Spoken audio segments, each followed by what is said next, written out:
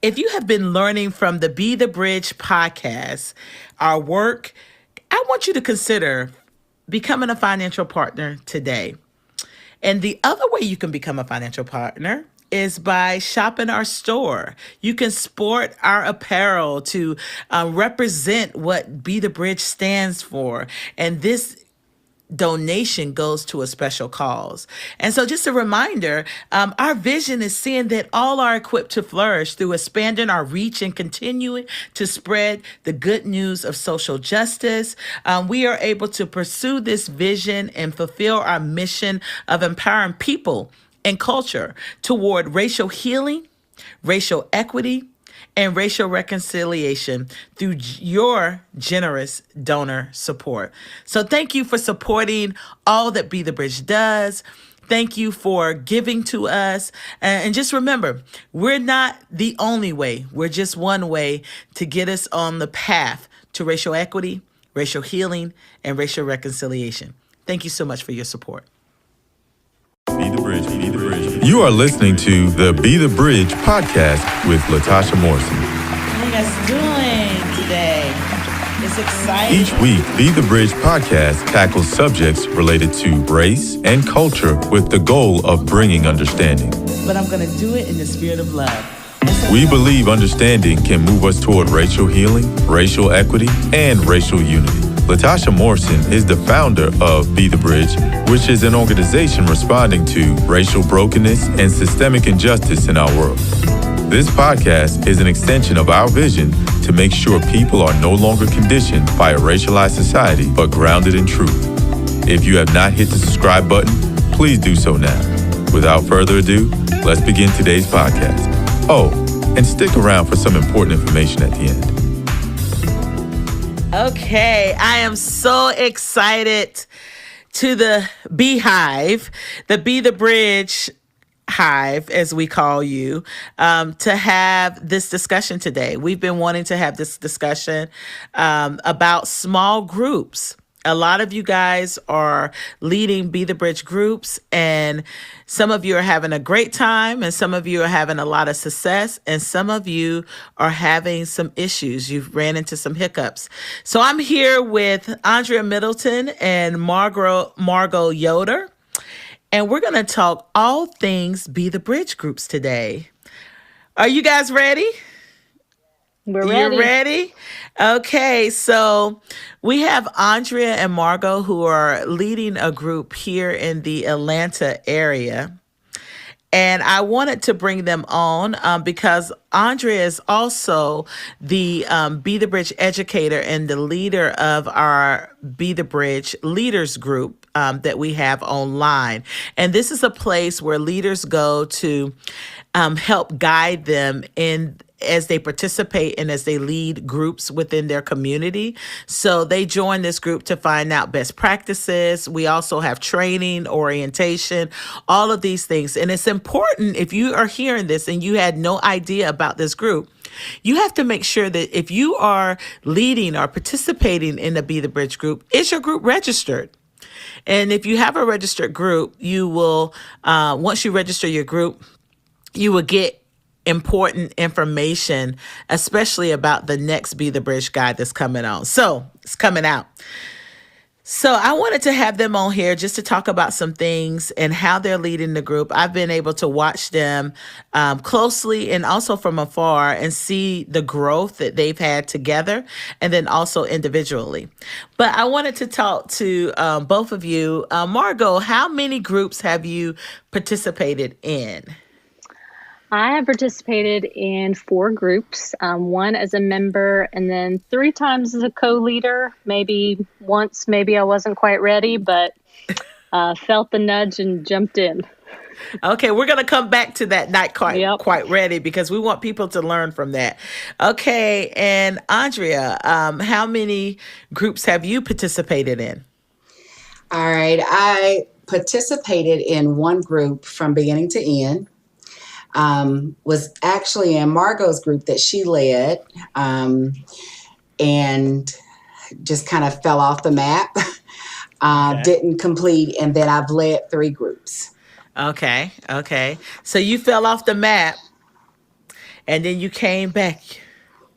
Okay, so you had to reset yourself. So that happens. Like, I Yeah. want to talk about that because that happens.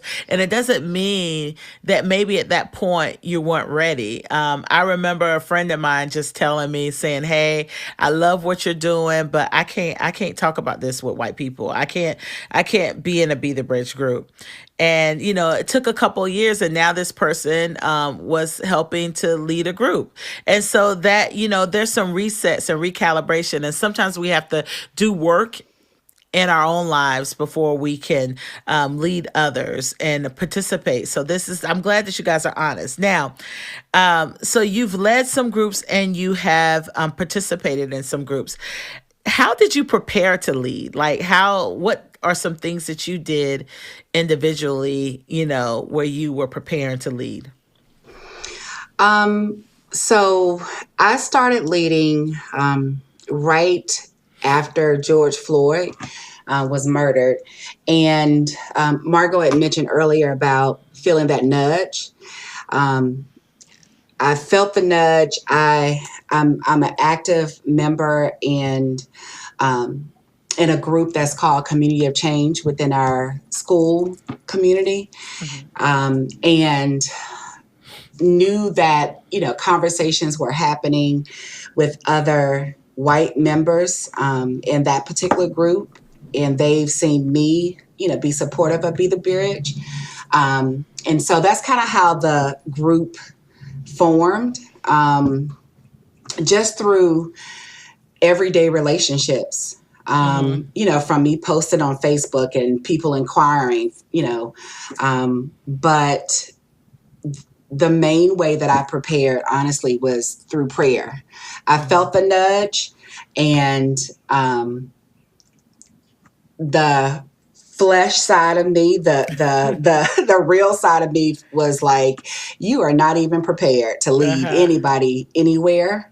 But it was one of those things where I prayed and was like, all right, God, like, I am fully depending on you to help me lead several women. Yeah. So.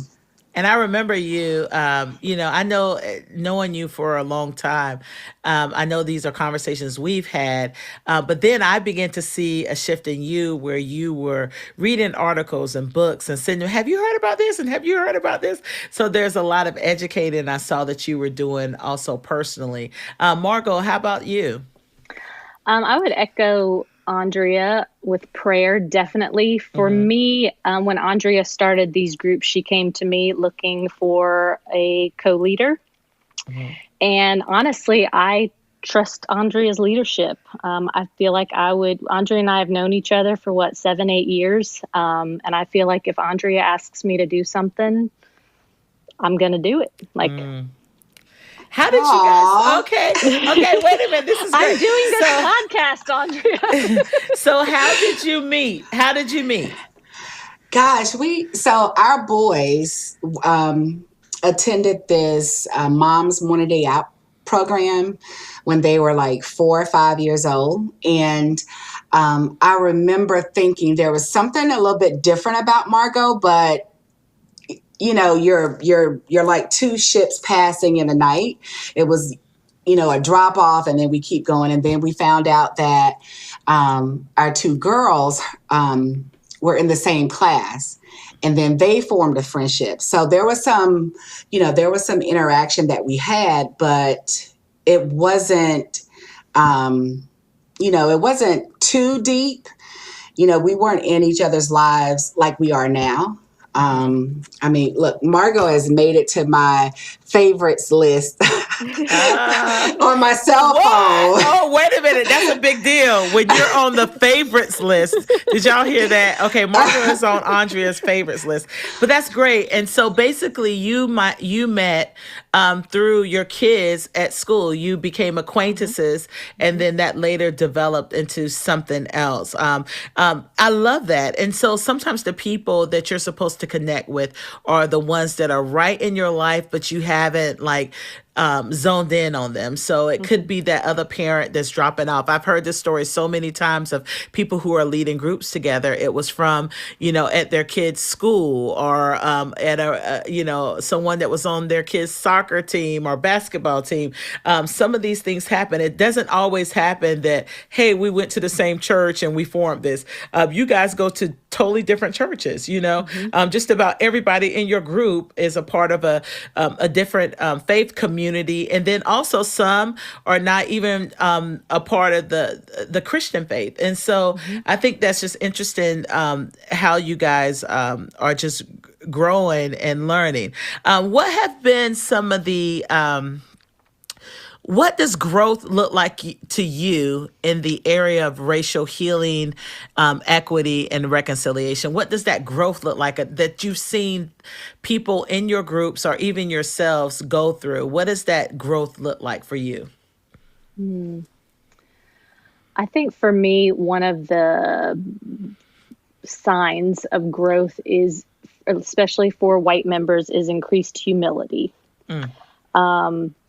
We talk a lot about centering in Be the Bridge. And I think when a white participant, which some people have this naturally, but not everyone does culturally, we do a real good job as white people of centering ourselves. But when we learn to just listen without adding in our own words and our own experiences, and just listen and believe the person who is speaking to us, I think is a huge, huge marker of growth.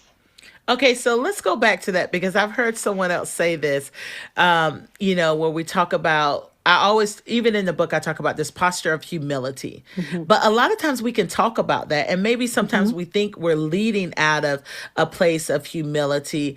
But what are some of the action steps to having a posture of humility? So you said listening. What are some other action steps, that a person who is actually not the marginalized in this conversation? So if you're not the marginalized, you definitely need to be a listener and a learner.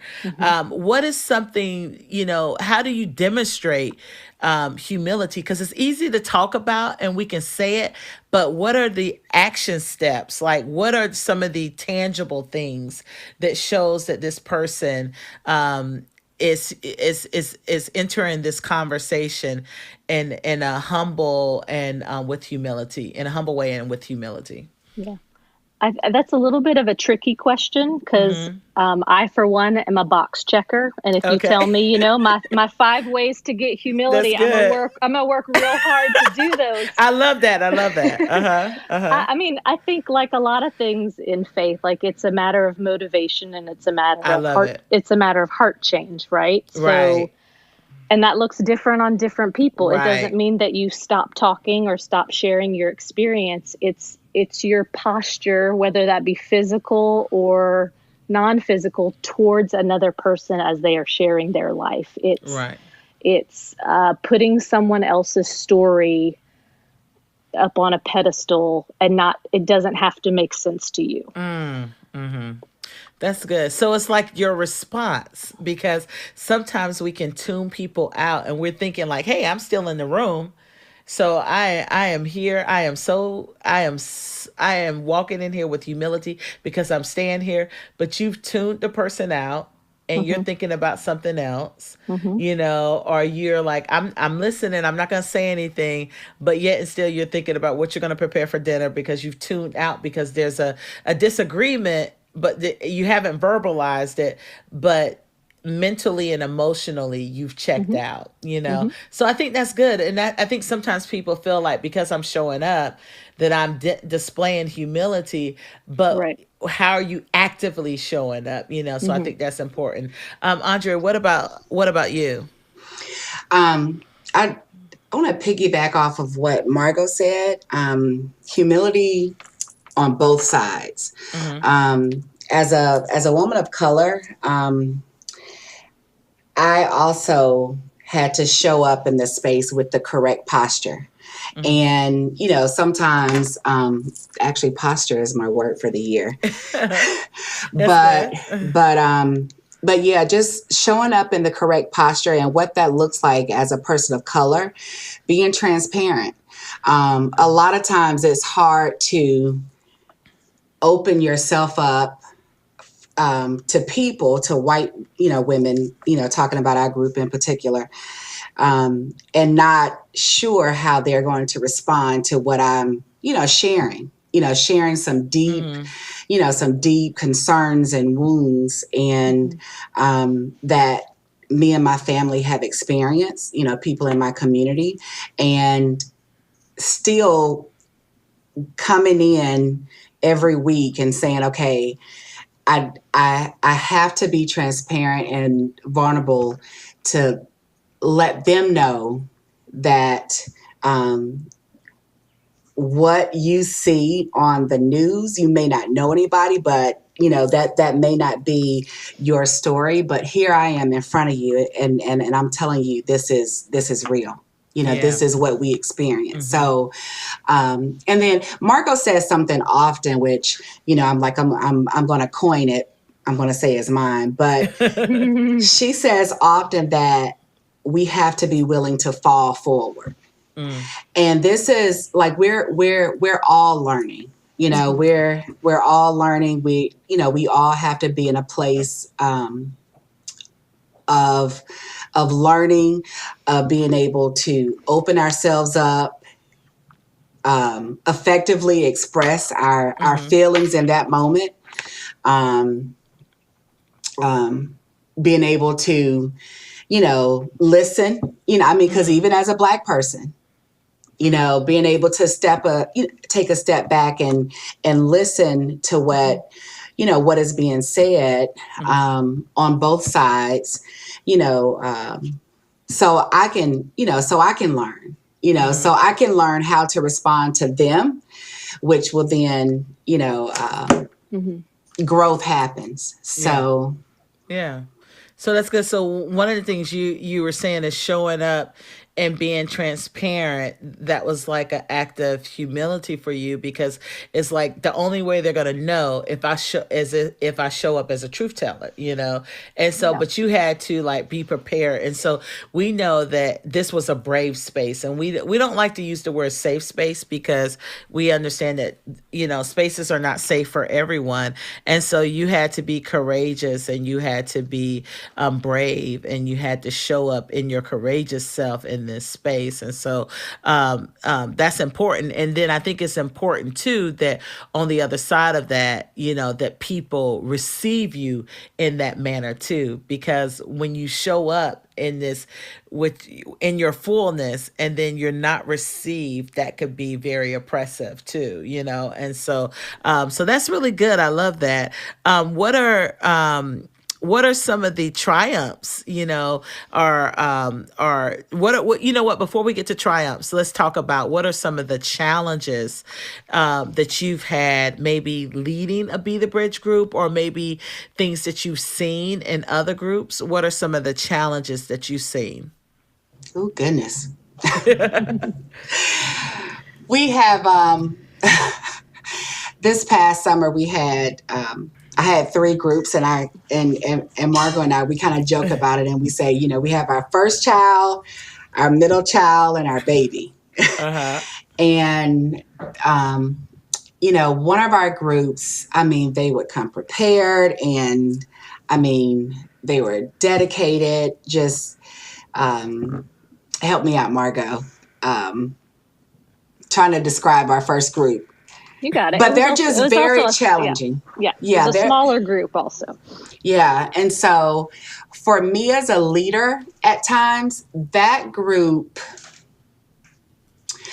from a head perspective, it challenged me mentally. So I was challenged mentally in one group, whereas in another group, I was challenged a little bit more physically. And what I couldn't do verbally, I had to pray even more, and think even more. And, just it was a little bit more physically challenging. So So describe it. Give me an example. Like I know your group members may be listening, but you can say we love hypothetically. you. You don't have to use any names.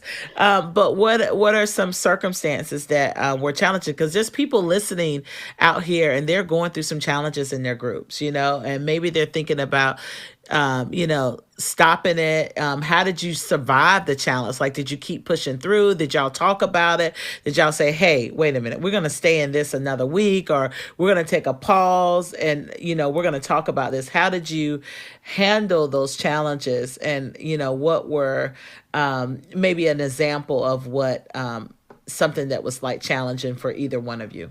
Mm-hmm. So on one of our groups, I began leading this group by myself, and I thought, okay, I've already started leading a couple other groups. I could probably do this by myself. I know all the women, and in me leading this group alone, I quickly realized that I cannot do this by myself. I need the help of another person. I begged Margo. I paid her. No, but I recognized in myself as a leader that what I needed to give to them, I didn't have it all. Okay. And so, there were a couple times where we would get off track very easily. And because we're all, our kids all go to school together, sometimes it would be very easy to, start talking about what's happening in the community. Mm-hmm. And then what is supposed to be a hour and a half conversation, turns into several hours. And that's because of, my inability at times to, stay on track. Mm-hmm. And Margo has definitely been that person, to back me up. And, we're constantly texting and communication. And we're like, okay, Mm-hmm. this person's not saying something. And, let's call on this person. And this person needs to, not say as much. And so that particular time frame was extremely challenging for me. And then I think with our other group, there were times where we had some members would sometimes play devil's advocate. Oh, I don't like that game. We got enough devils. Don't play. Let's women. Let's take a pause. Let's even stop using that term, because when people even say that, first of all, it shuts down the conversation. And I'm like, there's enough people out there that are playing devil's advocate that you don't need to play it. Like, Yep. And so, yeah. So anyway, going back, I just wanted to say that. Yeah.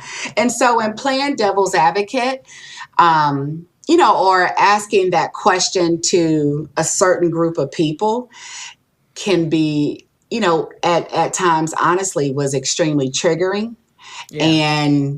and challenging for the women of color in the group, to where, there's probably a couple times, they wanted to, back out and say, you know what, this is too much.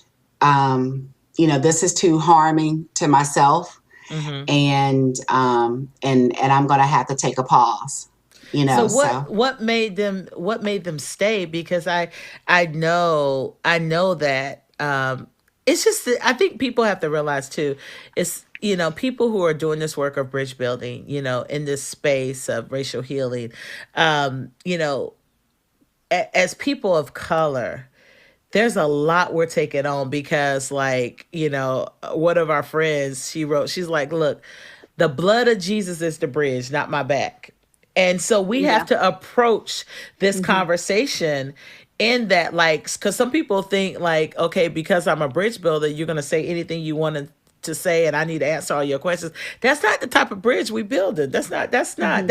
that's an unhealthy bridge. And this is too much for, even as a person of color, for us to carry the weight of. And so, but a lot of times we stay in these conversations, not because of a person, but because of our relationship with God, and because of we want to see everyone flourish, or we want to see our children, live free like everyone else's children are living free. So what made them stay? Hope. Yeah. I mean, honestly, that's what, clinging on to hope, hope in God's word, that, where the Bible talks about, he who finished, or he will complete the work in us, through us, having hope. Also, just honestly, even remembering that the grace that has been extended to me as a Christian, all the times where I didn't show up and I didn't do what I was supposed to do, and I knew better, and and how God's love for me was just that real, to where I was like, I can't give up, on our group as a leader. So, because Christ did not give up on me. That's good. So, Margo, what would you say are some of the challenges that you've seen, or heard, or experienced in leading Be the Bridge groups? Yeah, I think especially Andrea said we have been doing 2 groups since last summer. I think just remembering that groups are not all going to look the same. Their flow is not going to be the same. Their needs are not going to be the same. So my expectations of a leader have to remain flexible, right? We would have, we would meet on Tuesday with a group, and then Thursday we'd go over the same exact unit, Be the Bridge unit. Completely opposite conversations would happen in both, which is, part of the culture of, that's why we do it in person, right? But at some point, it can get exhausting for it not to go the way you think it's going to go. Okay. And again, that goes back to humility for me, right? Like staying pliable and flexible for wherever the Spirit's going to lead the discussion, I think. But that can pose a challenge too, because, you gear up for a certain conversation and then it goes a totally different way, and you got to be able to pivot as things change. Okay. So what have been some of, this is some of the things that when I'm talking to people and I'm talking about some of the transformation that I see happening in the groups, one of the things that I would hear is them talk about, I'm sorry, let me go back. I heard something in the background. Okay. So one of the other thing that I wanted us to talk about was, some of the triumphs that we have, in our Be the Bridge group. I talk about this a lot, as I'm leading around the country, and, there are other people who are doing this work. They're like, please let me hear these, because I know you guys are on the front lines, and what I'm seeing in the spaces that I'm in, it's just all a mess, and so let's talk about some of the triumphs that you've seen in your group, or maybe in other groups that you know about, and maybe Andrea, some of the things that you've seen other leaders, Be the Bridge group leaders, talk about and discuss. Some so we talked about some of the challenges, and we'll talk a little bit more about those. But what are some of the triumphs that you've seen in the groups? Man, God, there's so many. I have seen, there was this one incident that happened where one of our group members, her son was in a really bad accident. He had a really terrible injury, and the way our Be the Bridge group surrounded her was one of the most beautiful things that I've been able to be a part of and witness, and talk about being the hands and feet of Jesus. That's what we did. Like we'd only been meeting for maybe a couple of months. But I remember a conversation I had, with the mom, and she was like, during that time, we were the church to her. Mm. You know, and so it was like one of those things where had we not, formed, started Be the Bridge, been consistent, we wouldn't have been able to experience that that togetherness and community, with her. And, so that's one, gosh, we are like, So you were relational, you were in proximity, you have formed although you had only been meeting for a few months, when tragedy happened, you guys rallied as a community. So one of the triumphs that you've seen is a true, authentic community being formed. Where you have become, friends and beyond this discussion. Yeah. Um, It's and really, Tasha, a miracle of the model that was created. I mean, when you put people in a room together, right, you move from exchanging ideas and experiences to sharing life together. I mean, it's a choice. You don't have Right. to be vulnerable and go there, but just watching that happen over the months in the groups I've been in is always a miracle to watch that exchange, moving from exchange of ideas to exchanging of life, I think is really cool. And so most of your group started like during the pandemic. A lot of them. right. Yeah. Yeah. Which was another God wink, because during that time, we're in a space where we are at home. That need for community was basically absent. Yeah. And so forming, being a part of Be the Bridge group, gave us something for us to look forward to, having some sort of communication, outside communication, with other like-minded people, and those people honestly becoming a part of our community. So I just think about how we, like Margo said, how we are in each other's lives. Like we are in each other's lives. Yeah. We are talking, texting, FaceTiming, Zooming, going out to dinner. We're going out to dinner tonight. We like our children, they are now forming groups. So I love it. I yeah. love it. So you're passing this on to your like next generation, and I did hear one of your members talk about their daughter forming a group, with your daughter, and I love it and how this is happening. And so I guess people weren't passive aggressive while they were doing it over Zoom or whatever you were using, and turning their camera off when they had an issue. And well, we can talk about Zoom challenges also. Okay. Okay. But okay, what are some, let's talk about, let's talk about some of the, because there's a lot of people listening to this and they're like, this is good. This sound good for y'all group, but this ain't how my group, I can't, I'm barely talking to some of the people in my group. There's a lot of different stories we hear with Be the Bridge. And so I know a lot of people are listening and maybe this isn't your story. Let's talk about some of the common mistakes people make when participating or when they're leading a group. What are some of the common mistakes that, maybe not in your group, but Andrea, like some of the things that you've seen in the Be the Bridge leader group or other leaders talk about? What are some common mistakes that people make? And Margo, I want you to chime in on this also. Sure.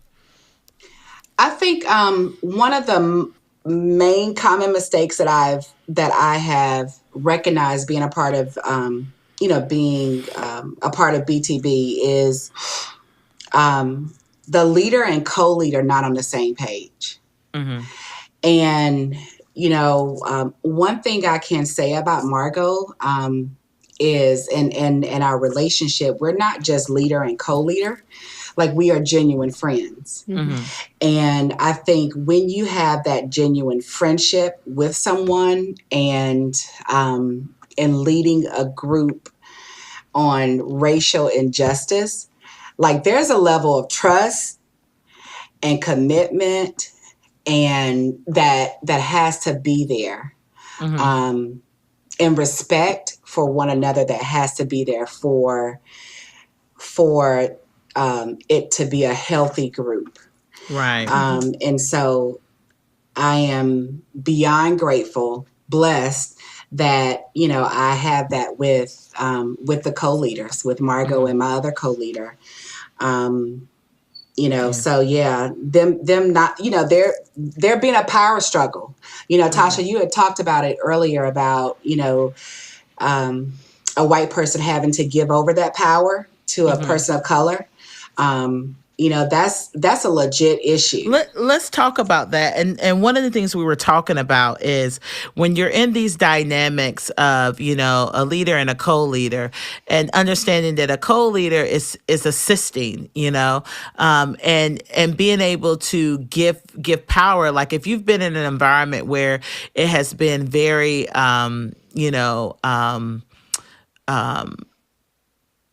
it hasn't been diverse, or maybe you grew up in a space that's not diverse, and so maybe you've never had a person of color lead you, maybe you've never had a person of color as a teacher or a professor, a pastor, all these different things. And, as a person of color, and especially as an African American in this space, when we're talking about leadership, most of us have, I would say 90% of people that's a person of color or, African American in this country, we've had to be in spaces where we've been led by someone that is not of our ethnicity or our race, but that's not true for white people. So I know that can be a problem, and sometimes it's unconsciously and sometimes it's consciously, where, you've never been put in a situation like that, so you don't know how you will respond, or you don't know that is even in you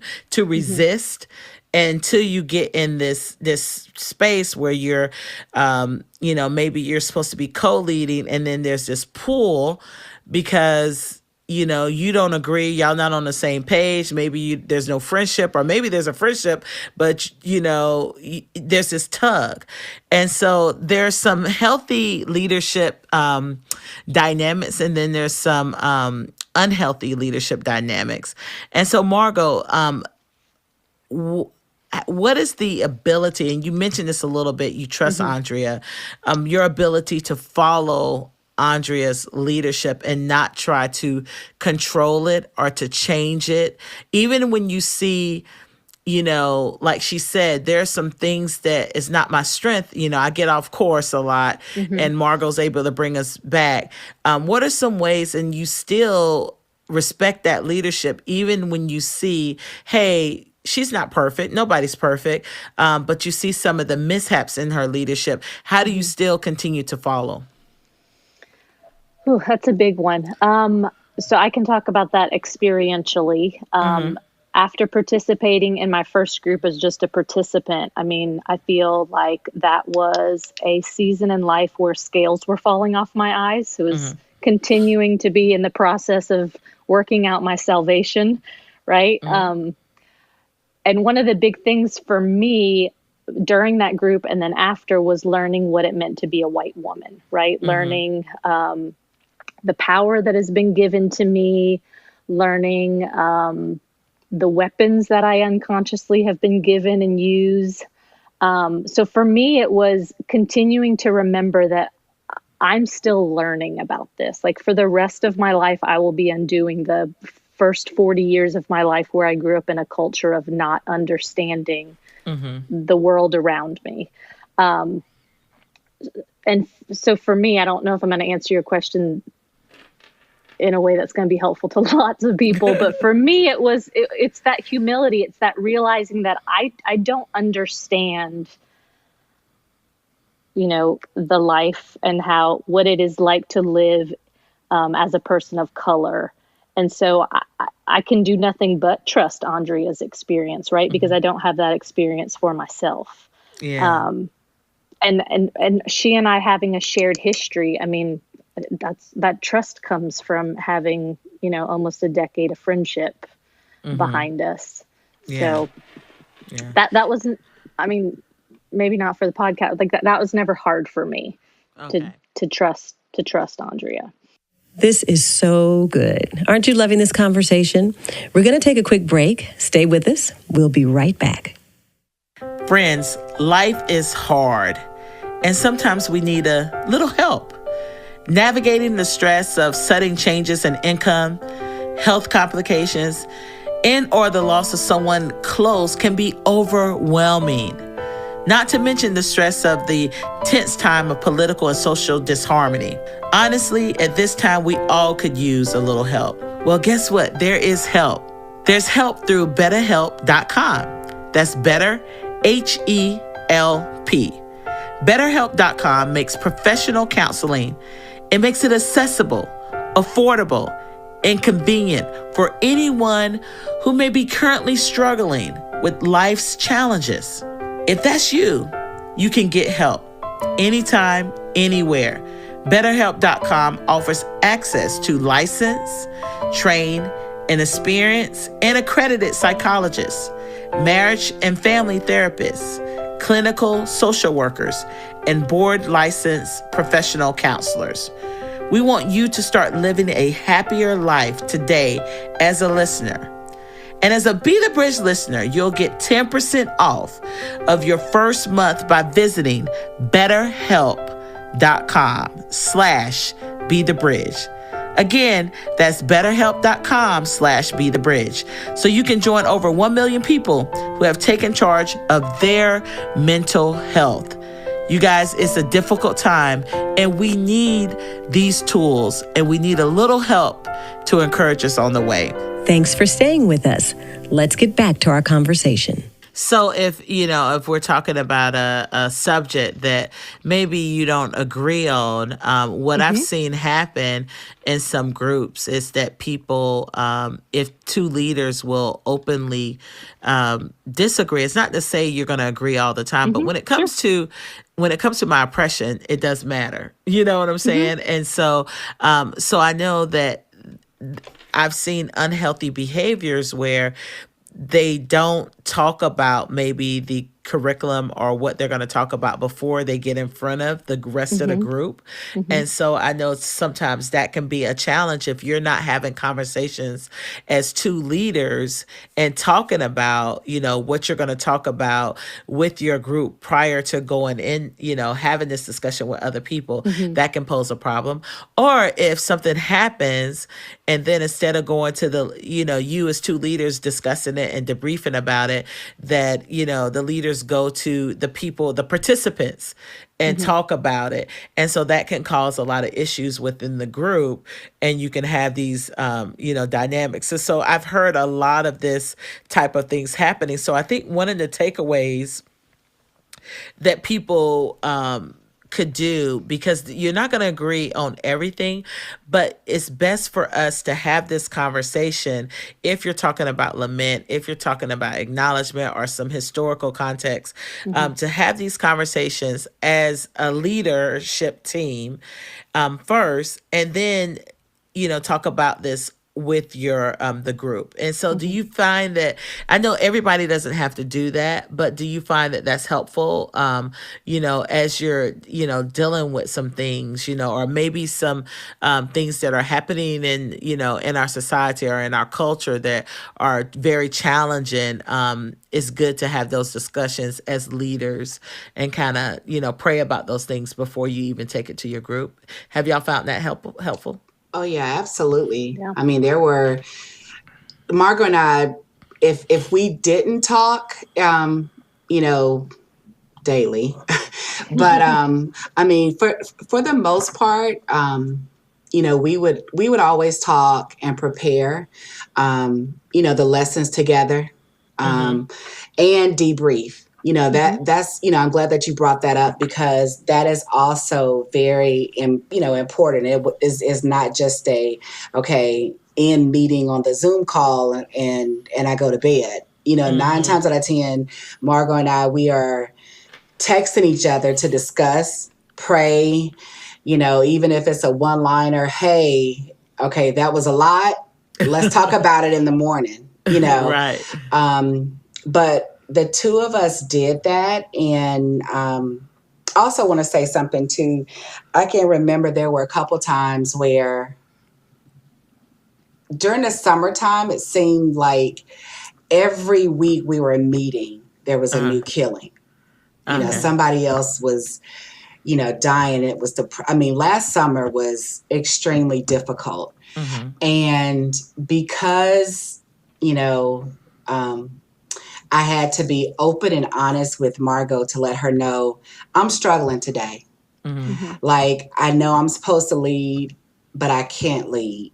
Mm-hmm. Mm-hmm. And, that's me humbling myself and recognizing, I don't Yeah, I have don't it to have it to give. give because I can't answer no questions. I don't want no one to say, but what or he did this, and I don't want to hear any of it today. Yes. Yeah, I get you. Yeah. And so that happened, you know, quite a few times, throughout the course of our meetings, our two groups that we lead together. And,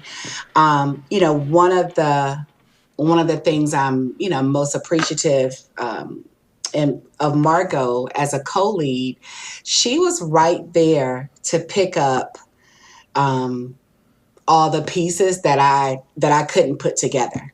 Mm-hmm. So we really walked hand in hand. Whatever Mm-hmm. I couldn't give, she was able to give. Okay. And vice versa. And But vice that versa. Yeah. that takes a communication on both Mm-hmm. of our parts. That takes Mm-hmm. a me being transparent, especially as a Black woman. You know, if I'm crying in front of somebody, Mm. to me, that means I'm like really pissed off. I'm Yeah. I'm I'm I'm angry. Right. Right. But there were times where I literally like would be weeping Mm. and in our groups, and then they would start praying. You Mm. know, or one of the members would be challenging another member and say, do you see, the work that it's taking for her to do this and show up every Mm-hmm. single week.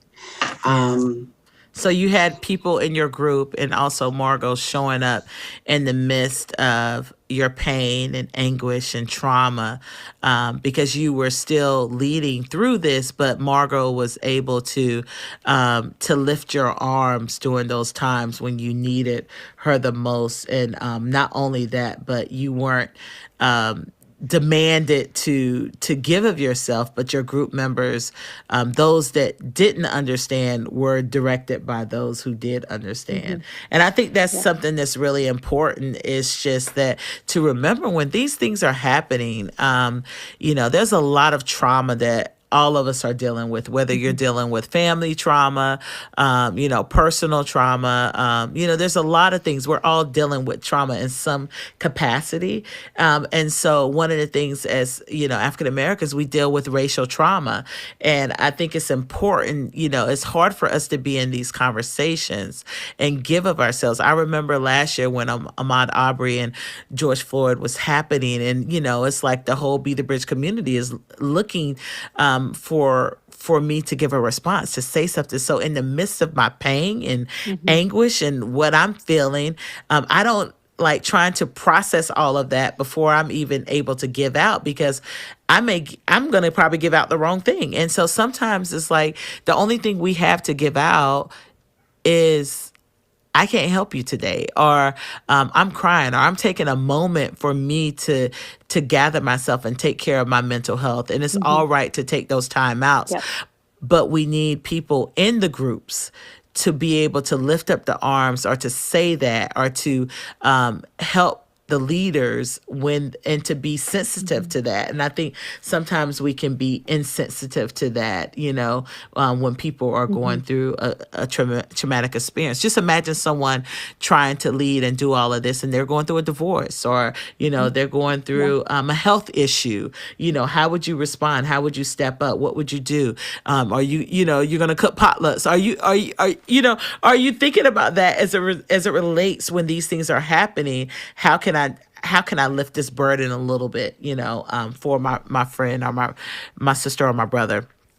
Okay, so what are some common themes, Andrea, that you see in the Be the Bridge leader groups?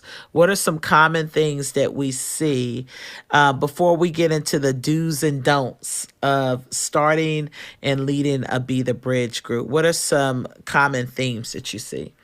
Some common themes or Themes, I'm themes? sorry. What Oh, are some common themes? Themes, I'm sorry.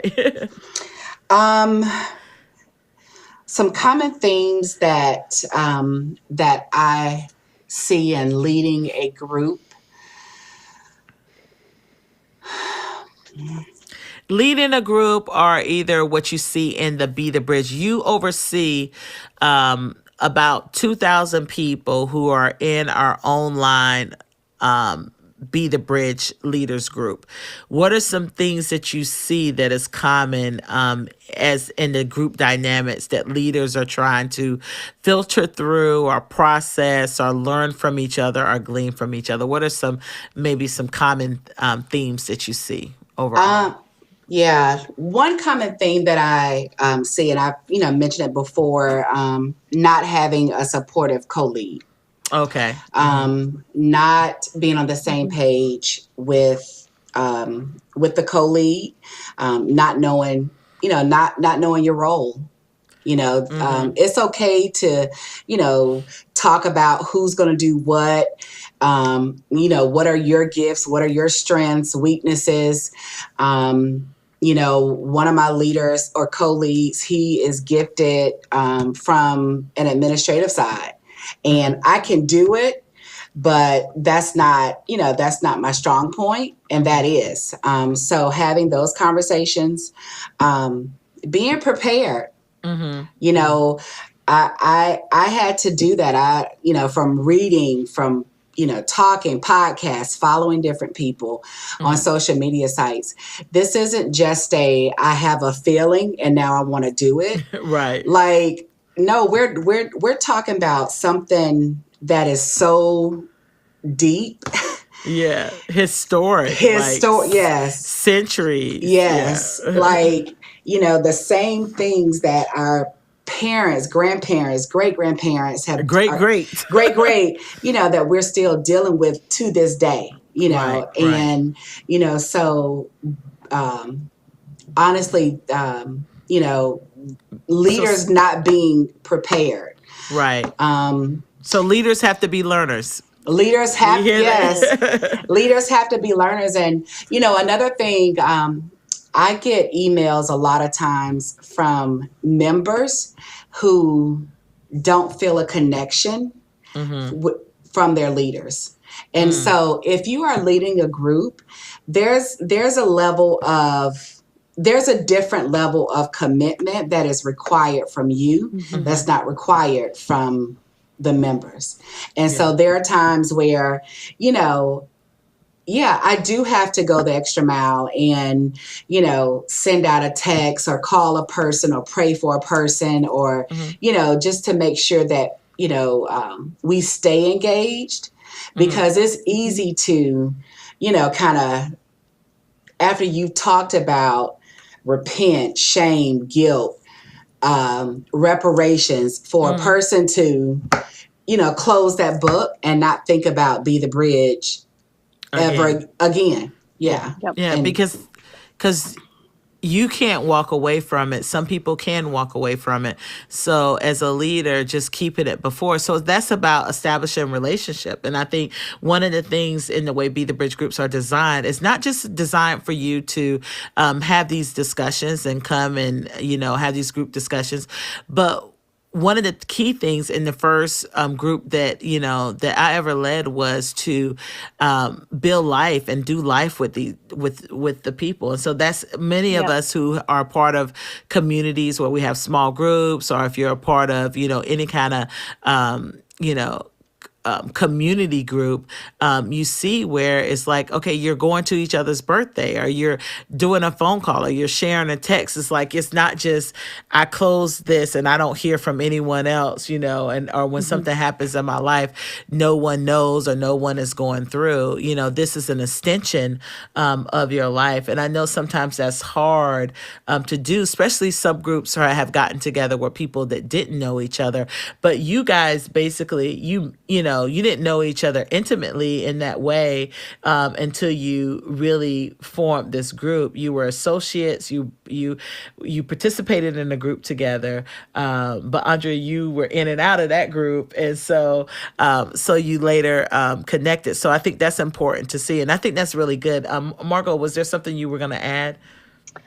As far as leaders go, I think one theme that I see is just the desire for support. And that's where I think the Facebook leader page is super helpful. So for leaders that aren't on that page, get on that page. It's anything from spiritual and emotional support, like this is happening in my group, how would you all handle it, to logistical support. I remember seeing this article somewhere that would be really helpful for my group, but now I can't find it. Can someone help me? And so I think just like the model of Be the Bridge is to be done in community, that's how we build bridges. I think leading, even if it's online, can be done in community. I think leaders need other leaders to bounce ideas off of and to feel supported and to talk about hardships with. Yeah, we can't do this. Like, we can't become an island in this. And then the other thing is, there's training that's happening in the Be the Bridge leader group. I know there's orientation that happens. We have a new 3.0 guide that is coming out soon. We're excited about that. And I know that there's going to be a leader training group and some videos that's going to accompany that.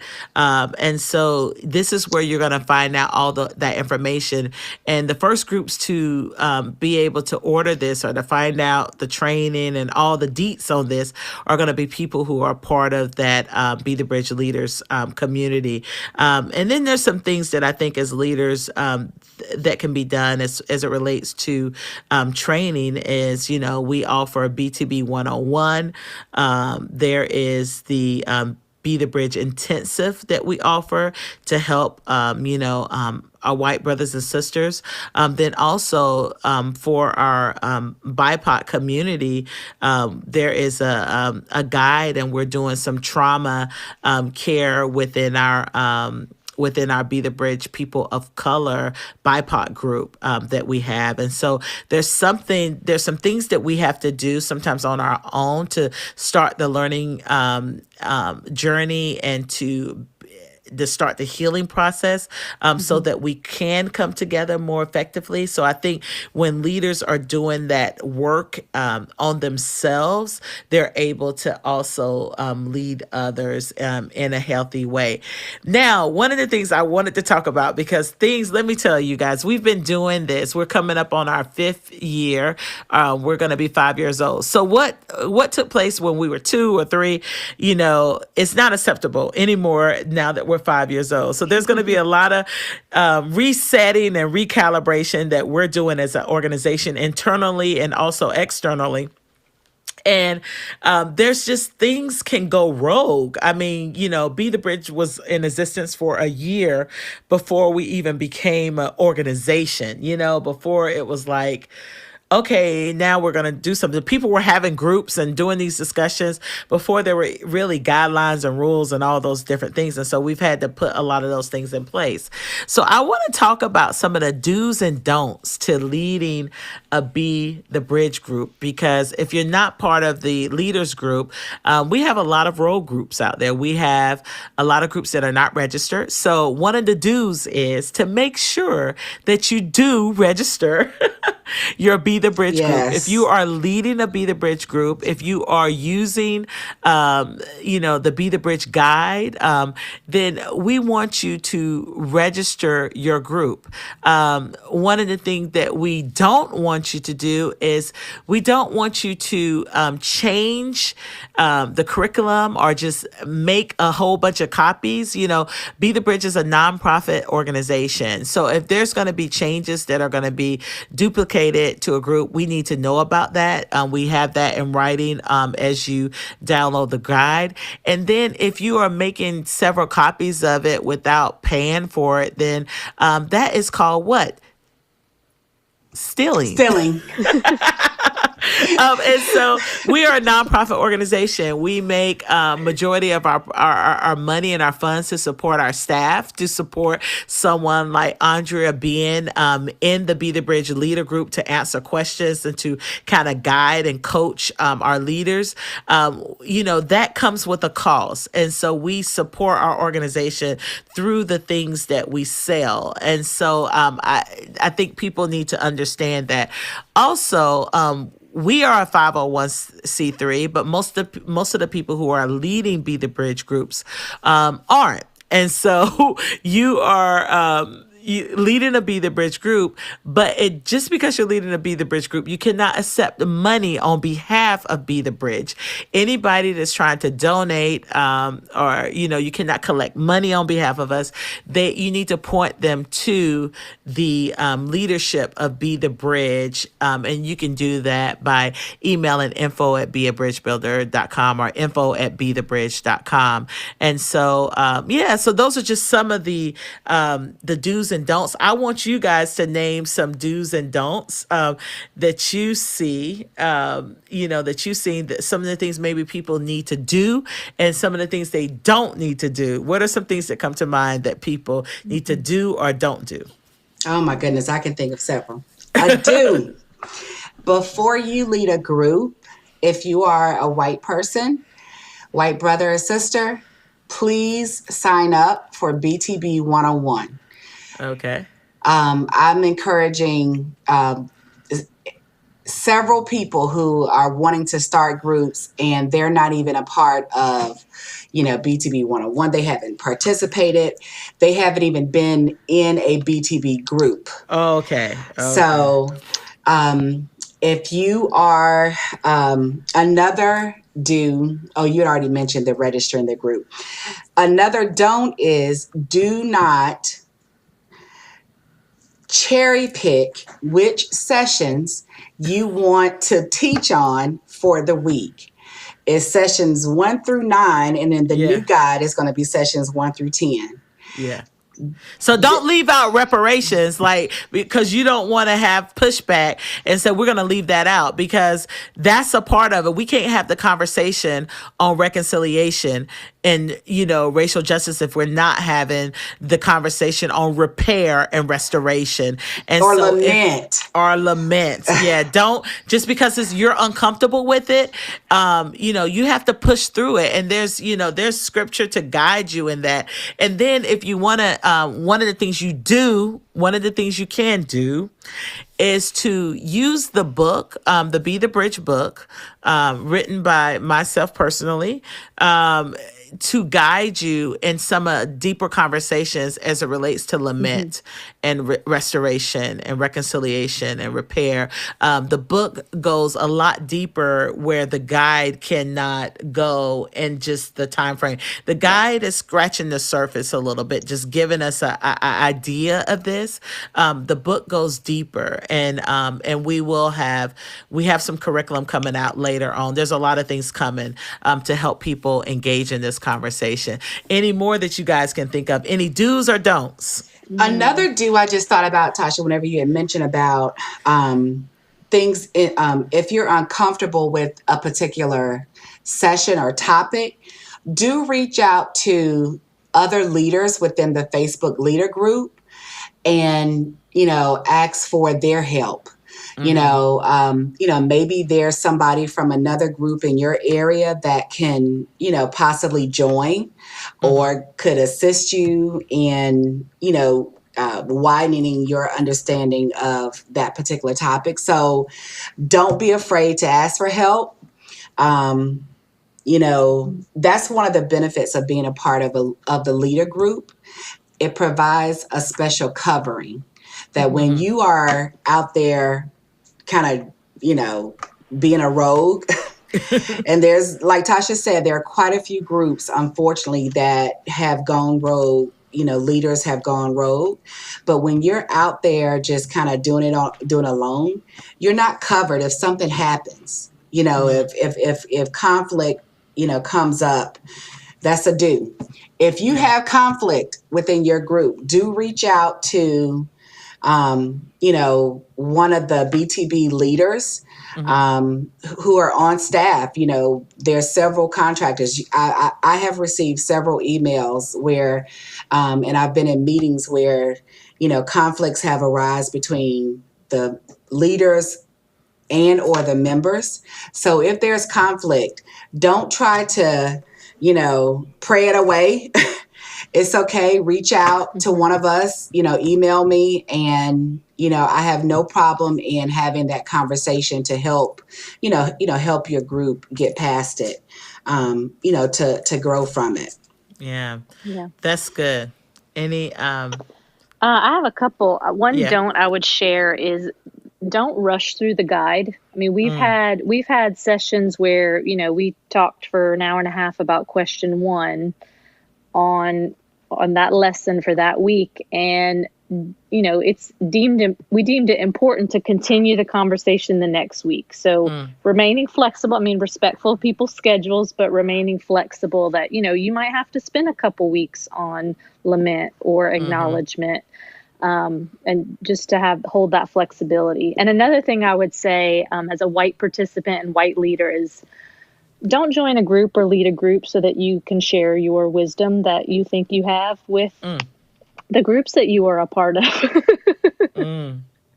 If that is your motivation for joining, I would do some introspection and some self-work before we jump right on in. So that brings up one that I had, is to don't think that you're going to become an expert. We are all learners in this. We never arrive. This is not a sprint. It's a marathon. This is not a movement. This is a lifestyle here. And so we are, this is a part of your life. It's like, I think, Margo, you said this, like, I'm spending, the rest of my life trying to unlearn the first 40 years of my life. And so that's a lot. Like, we are trying to deconstruct and reconstruct in a healthy way. Theologically, all these things, how we've been cued, how we've been informed, as children, theologically, all of those things that we are now, putting a microscope on those, a magnifying glass, and putting ourselves under a microscope and just putting a magnifying glass on all these things. And so this takes time. This is one step at a time, but you continue to engage, and you take those pauses when you need to pause, or you take those timeouts when you need to take a timeout, and you do the self-care work that you need to do personally. So do make sure that you are taking care of yourself mentally, physically, and emotionally, and spiritually. Those are important things, because I know myself, just in everything that I've been through, I haven't been on social media as much as I have in the past. It's just because where I am in my stage of life, and just the things that I'm dealing with as it relates to trauma and grief. And I know in some ways I'm not going to show up maybe like I would, or say things like I would, or I just having the capacity to deal with a lot of things. I don't have the grace to do that right now. And it's okay for me to take a time out and pause however long I need, and, and show up when I can, as my best self, throughout this season that I'm in. So we're all going to go through difficult seasons where it's just harder for us to engage, but we don't want to isolate ourselves, and we don't want to go back to homogenous, thinking and living, so this is a definitely a lifestyle of work. So those are just a few of the do's and don'ts that we want you to remember. And for those of you who want to, you can re-listen to this and get those, and it's going to be in the transcript. But making sure that that you register your groups and that you're not operating your Be the Bridge group as a chapter or as a organization where you are receiving funds on behalf of Be the Bridge. That is a no. And please let us know about issues that come up. We are here to help and guide you the best way we can. Maybe some of our suggestions is that you pause that group, and maybe there's individual learning that needs to take place. And I agree with you, Andrea. I think BTB 101 is a great place for people to start, especially those that are in the majority culture. It is important and imperative that you kind of begin to understand what's been broken, because how we've been informed, through our faith or either through our history telling and who tells the history. A lot of those things, we have been cued the wrong way. And so it's important for us to realize and know what things were broken and give us context so we understand what are we here to pray towards restoring and repair and reconciling. So I thank you guys for being here. Are there any other things to these group leaders that are listening, those who are maybe thinking about starting a group, maybe those who are in a group that's thinking about quitting, or those who are in a healthy group and they're growing? We want to hear your stories. We want to hear the challenges and the triumphs, that comes with the territory, because we learn from them. And so, as Andrea and Margo both said, Margo said when she first led, it was like, I was trying to lead, but, so there's something but she didn't give up. And so is there any encouragement that you ladies have to give those that are listening? Maybe they're thinking about it. Maybe they haven't participated in a group like this. Maybe there's some people out here having conversations, but really haven't really become a learner in this. And so they're not talking from an informed position. What are some encouraging words that you have for those that are listening? The very first thing that comes in my mind is praying. Like, do not forsake the power of prayer. Don't think that you have to be this theologian and know all the statistics and, you have to have everything correct. If you have a willing heart and you're open to learn, and you're in constant learning, God will cover you. God will make up where you are missing those pieces, and so that's what He does. We have to be in full dependency on Him. We have to do that, and it's a faith. It's a faith walk and even leading a group. So it grows your faith. And then the other thing that, I want to encourage us, Tasha, you had kind of mentioned about it, is self-care. Yeah.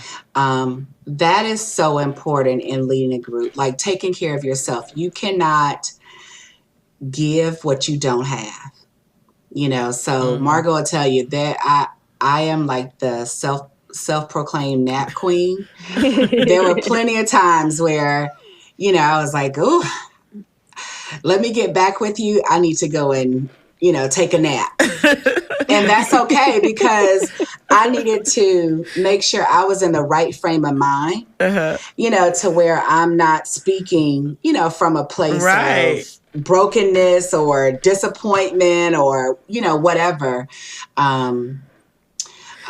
Self-care. And you know what, guys, y'all can do this. You can do it. There's a community of people available. that are here to support you. This is tried and true. We have a leader who is amazing, and she just doesn't write about this stuff. She lives it. So, we are representing, you, Latasha, because you have been the bridge to so many groups of people. So, be that example, to other people in your lives. Yeah, that's good. So I think the thing is, like, be authentic in this, like, live out what you're saying. And it's not just an idea, but it's like you have to put it into practice. And so I think that's very important, because so many people have an idea, but when it comes to them actively walking it out, they're unable to do that. And so you want to really show up in an authentic way. Any parting words from you, Margo? I think just be willing to be transformed. I mean, this is kingdom work that we're doing. And when we do kingdom work, we become more like Christ. So be willing to be transformed. Yeah. I think that's so good. And that's what this work is about, it's about transformation. And I know for me personally, I am not in the business of transformation. I cannot transform someone's heart. And that's what we need in this work of racial equity and racial healing and racial reconciliation. We need transformation of heart and mind. And we need people to change their minds about ideologies and belief systems and values that they have propped up as idols. And so that is what this work of Be the Bridge is about. The groups are the heartbeat of what we do. This is a lot of times people's first on-ramping, their first experience. We do recommend, like, some of the BTB 101, all those things, the intensive, they came about after we had started groups. But the reason why the BIPOC group and all these other things exist is because we knew that there had to be other things to support people who have a heart for this work. And so we had to go back and add some of the things that we felt that would help people become better bridge builders by adding the intensive and the 101 and the BIPOC group and all the other things that we've done, the transracial adoption material. We want people to be able to equip their children. So the youth and college information and guides that we have, those are just a few things that we've done. And just even when your group is done, there's there's book studies you can do together. There's other curriculums that you guys can tap into, but we want you to keep the conversation going. Like I said, this is not a sprint, it's a marathon. And so this work doesn't just stop with a conversation or start with a conversation. It continues on in how you live your life. And so we thank you guys for all the work that you're doing. And so if you have not joined the Be the Bridge Leader Group, make sure you do that. Make sure you you log on so that you can continue to learn. And thank you for continuing to be bridge builders. And so thank you, Andrea and Margo, for giving of yourself today and teaching us and guiding other leaders as they navigate this journey. And those of you, maybe you're out there and you have a awesome story that's happening with your group. Make sure you share that with Be the Bridge. Or maybe there's some challenges that are happening. We want to hear about those. And maybe you've worked through a lot of challenges. We want to hear how you've worked through the challenges, So thank you so much. And thank you guys for being on the Be the Bridge podcast. Thank you, Tasha. Go to the donors table if you'd like to hear the unedited version of this podcast. Thanks for listening to the Be the Bridge podcast. To find out more about the Be the Bridge organization and or to become a bridge builder in your community, go to BeTheBridge.com. Again, that's BeTheBridge.com. If you've enjoyed this podcast, remember to rate and review it on this platform and share it with as many people as you possibly can. You can also connect with us on Facebook, Twitter, and Instagram. Today's show was edited, recorded, and produced by Trayvon Potts at Integrated Entertainment Studios in Metro Atlanta, Georgia. The host and executive producer is Latasha Morrison. Lauren C. Brown is the senior producer. And transcribed by Brittany Prescott. Please join us next time. This has been a Be the Bridge production.